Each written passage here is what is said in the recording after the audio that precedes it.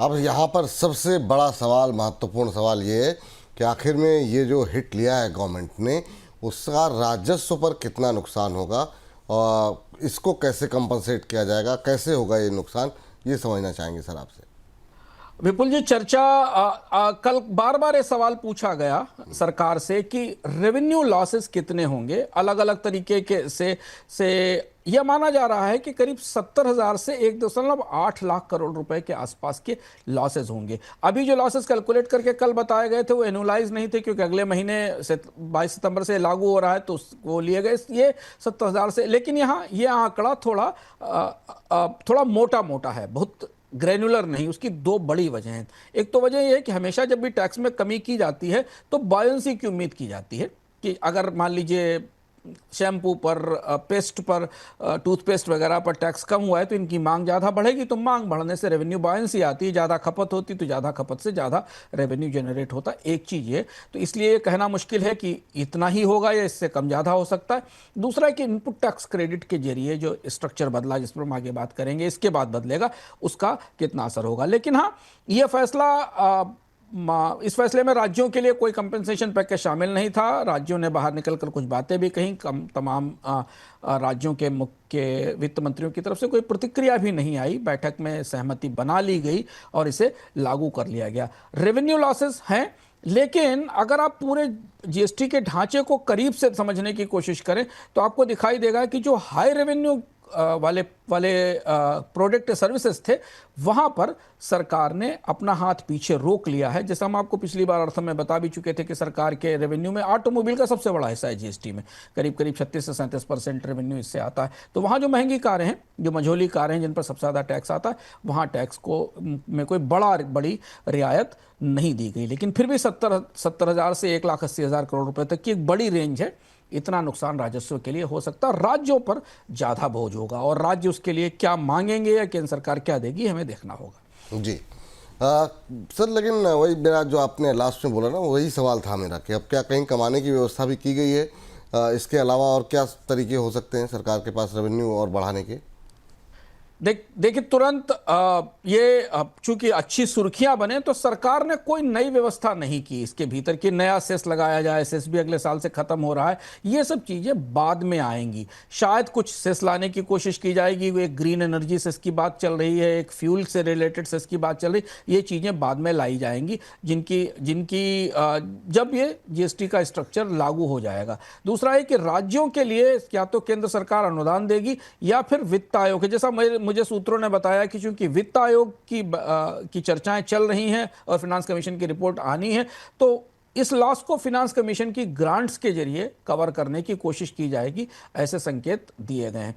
तो फिलहाल अभी इस नुकसान को सरकार उठाने की तैयारी में है, आज तक की परिस्थिति के हिसाब से, कि 70,000 से 1,80,000 करोड़ रुपए, कम भी हो सकता अगर बायंसी दिखाई दे। जहां बढ़ोतरी दिख रही है उसमें 40% का लग्जरी स्लैब जो लाया गया, जैसे हमने बताया, कार एक महत्वपूर्ण हिस्सा है। जो मझोली कार है उन पर टैक्स, मोटा टैक्स है, और इससे सरकार को फायदा होगा। पान मसाला सिगरेट पे आरएसपी वाला सिस्टम आया है, इससे टैक्स की चोरी में कमी आएगी।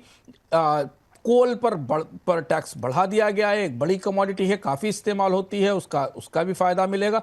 तो ये कुछ ऐसी चीज़ें हैं जिनसे सरकार को अतिरिक्त रेवेन्यू मिलने की संभावना है। पर एआरएम, जिसको हम एडिशनल रेवेन्यू मोबिलाइजेशन प्लान कहते हैं, वो फिलहाल इस घोषणा का हिस्सा नहीं है। तो इसके लिए आने वाले कुछ महीनों में हमें नई चीजें दिखेंगी। अब बजट की तैयारी शुरू हो रही है, सरकार को अगर अतिरिक्त रेवेन्यू जुटाना होगा तो फिर बजट में फरवरी में वो कुछ नई घोषणाएं कर सकती है। जी, अब जो ये नए बड़े बदलाव हुए हैं, नए चेंजेस हुए हैं, इससे सिस्टम में किस तरह का परिवर्तन देख रहे हैं आप? क्या इससे पहले से चीज़ें और ज़्यादा आसान हो जाएंगी? जी, अगर आप टैक्स पेयर की नज़रिए से, आप कंज्यूमर के बजाय जो टैक्स कलेक्ट करने वाले व्यापारी, उनके नज़रिए से देखें, तो इस दो दर वाले सिस्टम से दो चीज़ें बहुत महत्वपूर्ण हैं। एक तो ये जो मल्टीपल क्लासिफिकेशंस थे वो खत्म हो गए। जैसे आप टेक्सटाइल का उदाहरण लें, इन्वर्टेड ड्यूटी स्ट्रक्चर था, कॉम्प्लेक्सिटी थी, नया स्ट्रक्चर आ गया 2,500 रुपये और 2,500 रुपये से ऊपर। शूज़ 2,500 रुपये और 2,500 रुपये से ऊपर। तो ये जो क्लैरिटी आ रही है दो दरों के सिस्टम में, ये व्यापारियों के लिए कंप्लायंस बढ़ाने में मदद करेगी, व्यापारियों के लिए के रिटर्न्स को आसान करेगी। तो इस दृष्टि से ये ढांचा सिस्टम को आसान करने के लिए ज़रूरी था। इसके अलावा भी और भी कई ऐसे क्षेत्र हैं, जैसे होटल को देख लीजिए, या पॉपकॉर्न जो पुरानी डिबेट रही उसमें भी अब स्थितियां थोड़ी स्पष्ट हो गई। तो ये जो मल्टीपल स्लैब्स के साथ मल्टीपल क्लासिफिकेशंस होते थे और जो बाद में डिस्प्यूट की वजह बनते थे और टैक्स पेयर्स को रिटर्न भरने में समस्या होती थी, वो इससे आसान होगा, ऐसा सरकार मान रही है। और उसका का मानना है कि इससे आसानी से कंप्लायंस भी बढ़ेगा।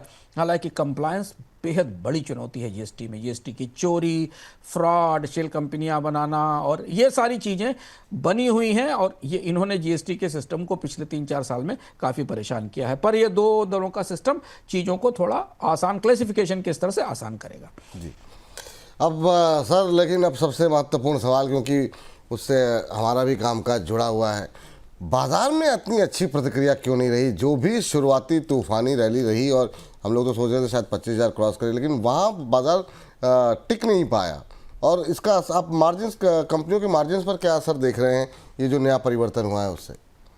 यही वो मास्टर स्ट्रोक है, ये वही, इसे आप कई तरह से इंटरप्रेटेट कर सकते हैं। और बाजार ने क्यों पूरी शुरुआती बढ़त गंवा दी, हमने एफएमसीजी और ऑटो इंडेक्स में थोड़ी बढ़ोतरी भी शुरुआत में देखी, उसकी सबसे बड़ी वजह यह है कि ये जीएसटी कई वजह से कंपनियों के लिए थोड़ा चुनौतीपूर्ण बनने वाला है, स्क्रू करने वाला है।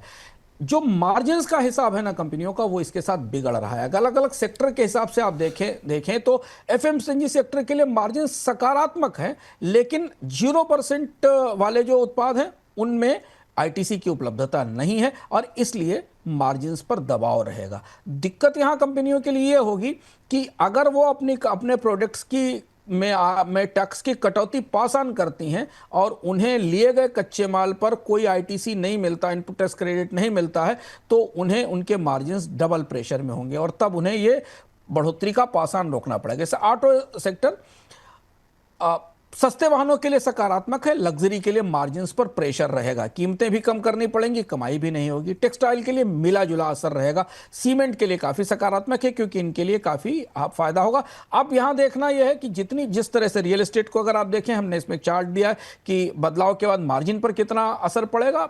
आप करीब 1.5% मार्जिन बढ़ते दिखाई देंगे। फार्मा पर 1% से आधा % के आसपास की मार्जिन की बढ़ोतरी होती दिखाई देगी। तो जो आज बाजार ने समझा, उसने बाजार ने 2-3 महत्वपूर्ण सूत्र समझने की कोशिश की। जो सूत्र ये थे कि ज़्यादातर कंपनियां अब यहां से इस दुविधा में होंगी, चूंकि 90% प्रोडक्ट, काफ़ी बड़ा हिस्सा 5% और 0% की कैटेगरी में चला गया, उसमें भी नील वाले हैं, और 5% में चला गया। तो कंपनियों को इनपुट टैक्स क्रेडिट अब कम मिलेगा। कीमत कम करने से मुनाफा कम हो सकता है, बिक्री बढ़े तभी लाभ बढ़ेगा। तो अगर एक डिमांड नहीं आती है या इसकी रियायतों से, तो कंपनियों की बैलेंस शीट पर दबाव बढ़ेगा। जैसे सीमेंट को देख लीजिए, सीमेंट कंपनियों को टैक्स में तो रियायत मिली, पर कोयले की कीमत बढ़ गई, मार्जिन ऑफसेट हो जाएंगे। इंश्योरेंस को देखिए, जीएसटी तो कम हुआ, पर अगर उनका इनपुट टैक्स क्रेडिट 8 से 9% घट गया, तो उन कंपनियों के लिए प्रीमियम कम करना मुश्किल हो जाएगा।